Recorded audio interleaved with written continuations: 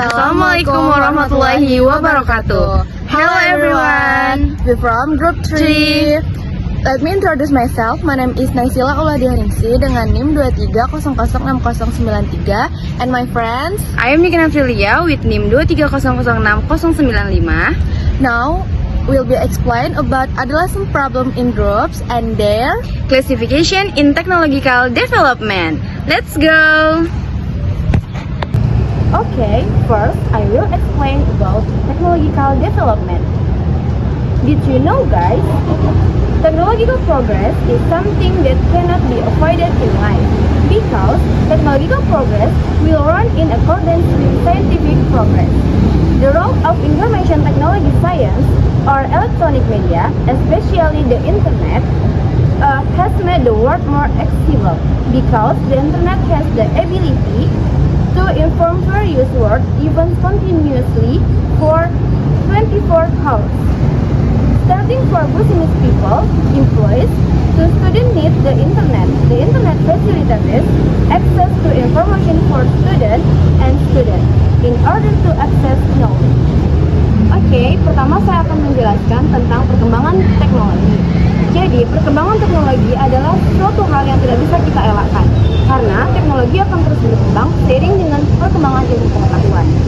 Nah, peran ilmu pengetahuan teknologi informasi ini atau media elektronik terutama internet membuat dunia semakin mudah terjangkau.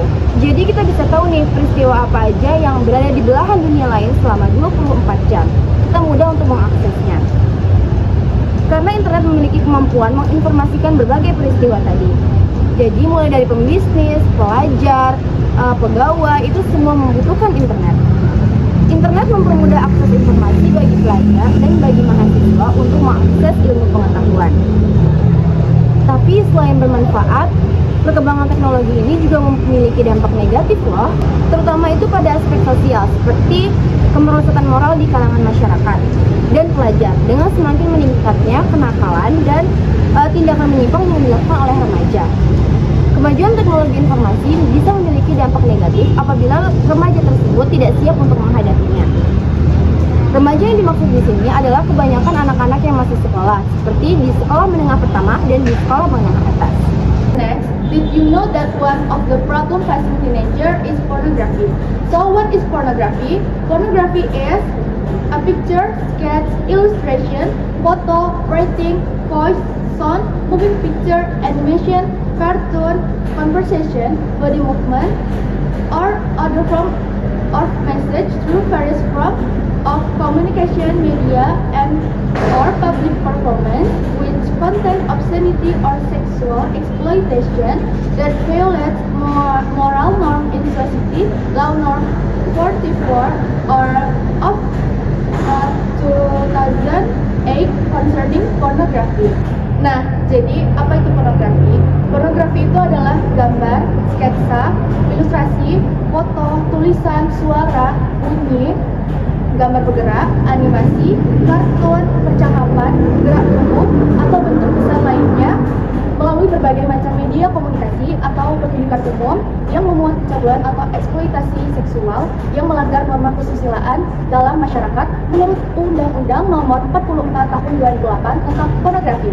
Apa kalian pengen dari pornografi itu juga disebut dengan narkoba atau narkoba lewat mata. Jadi narkoba lewat mata ini menimbulkan efek kecanduan bagi yang sering melakukan atau menonton video. Jadi kenapa seseorang bisa menjadi kecanduan pornografi atau narkolepsia? Karena seorang yang melihat materi pornografi lewat mata ke otak akan memicu pelepatan zat kimia alami yang ada di dalam tubuh. Bagi pengkonsumsi pornografi dapat menjadi kecanduan karena mengalami rasa senang, gembira, dan tenang yang mengakibatkan seseorang menjadi kecanduan materi pornografi. Sama halnya dengan seseorang yang menjadi kecanduan obat-obatan seperti narkoba akan merusak sel otak. Jadi ada beberapa ciri-ciri anak atau remaja yang kecanduan pornografi. Yang pertama, sering tampak gugup apabila ada yang mengajaknya berkomunikasi dan menghindari kontak mata, tidak punya gairah, aktivitas, prestasinya juga menurun, malas, enggan belajar dan enggan bergaul, sulit konsentrasi, juga enggan lepas dari gadget dan senang menyendiri. Lalu ada akibat dari kecanduan pornografi seperti meningkatnya eksplorasi seks remaja, mudah berbohong, depresi atau ansietas, pendidikannya terganggu, terjadinya penyimpangan seksual. Dan bagaimana nih cara peran orang tua agar remaja atau anaknya bisa terhindar dari bahaya pornografi? Yang pertama, memberikan perhatian, kasih sayang kepada anak, mengenali teman dan lingkungan sekitarnya, melatih anak agar mampu berkata tidak terhadap ajakan pornografi, dan terakhir, mendampingi anak ketika mengakses media internet. Okay, next. I will explain about porno action. Pornography refers to a type of visual content or media that depicts explicit sexual scenes and is often accompanied by elements or violence or domination in a sexual context. Oke, jadi porno aksi adalah mengacu pada jenis konten visual atau media yang menggambarkan adegan seksualitas secara eksplisit dan seringkali disertai dengan unsur kekerasan atau dominasi dalam konteks seksual. Dan yang dimaksudkan dari porno aksi ini kiranya adalah penampilan seseorang yang sedikit banyak menonjolkan hal-hal seksual, misalnya gerak-gerakan yang merangsang atau cara berpakaiannya minim yang menyingkap sedikit atau bagian yang terkait dengan alat kelamin, misalnya menampakkan bagian paha atau belahan dada. Okay, next, and the last materi, I will explain about internet addiction. Internet addiction is characterized by excessive use of the internet due to a lack of self-control and disturbed daily function, such as skipping classes, depressive school performance, in reduced sleep. Oke, baik, saya akan menjelaskan tentang pengertian dari kecanduan internet. Kecanduan internet merupakan kondisi di mana seorang individu ini lebih merasa asyik di dunia mayanya daripada dunia nyata sehari-hari. Kecanduan internet menurut Shaw and Black tahun 2008 adalah suatu gangguan kejiwaan yang ditandai dengan keasyikan yang berlebihan atau tidak terkontrol, mendesak atau perilaku tentang penggunaan komputer dan akses internet yang menyebabkan gangguan atau stres. Kecanduan internet juga diartikan sebagai keinginan untuk selalu online setiap hari, disertai dengan waktu yang dihabiskan dalam jaringan.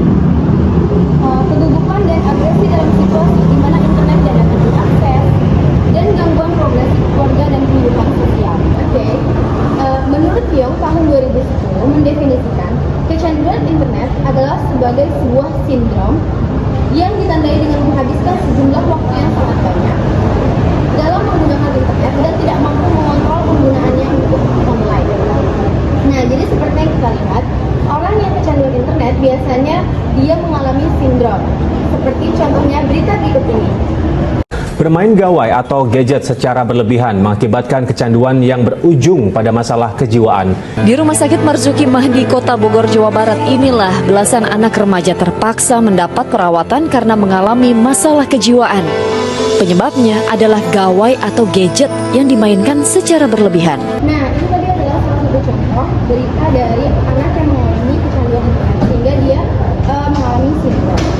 Jadi dapat disimpulkan bahwa kecanduan internet merupakan suatu tingkah laku yang dilakukan oleh individu untuk menyenangkan dirinya guna melakukan kegemaran dan membuat ketagihan. Okay, that's all from our vlog.